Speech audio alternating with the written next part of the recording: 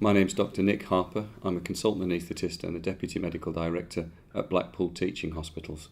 I've worked here for 19 years, and 18 years ago, having worked here for a year, I had to blow the whistle on a consultant colleague's surgical practices because of concerns I had about patient safety. At that time, there weren't any policies or procedures to guide me, and I had very little support in terms of advice on how I should approach the process. I did it to the best of my abilities and was supported by the colleagues within my department, but the wider hospital, there was very little support for me. The organisation itself supported my action, and eventually the case came to a close after 7 years.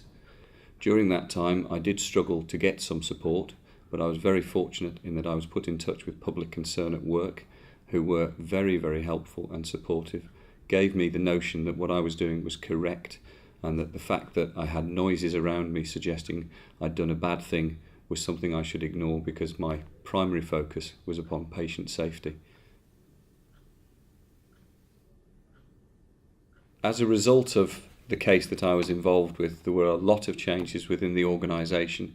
We actually started to put into place raising concerns policies and procedures before it was actually becoming mandated, and those policies have been in place and been in use ever since that time.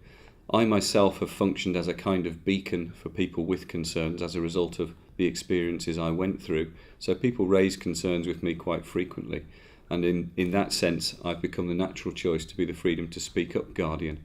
This is an individual that's now in place in every organisation in the NHS, and is an individual to whom concerns can be raised by anyone about anything where they feel patient safety is at stake.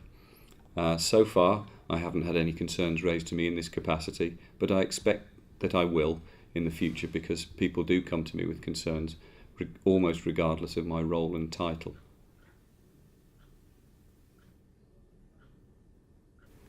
We need to celebrate individuals who raise concerns when those concerns are legitimate. We also need to ensure that organisations who support individuals raising concerns are also celebrated. My organisation didn't find it easy at the time that I raised my concerns, and it was described as being courageous, although what's courageous about raising concerns when patients are being harmed? I think that moving forward we are getting a much more open culture, not just in my organisation but within the NHS and within industry at large, and that can only be good for patients, for people and for processes.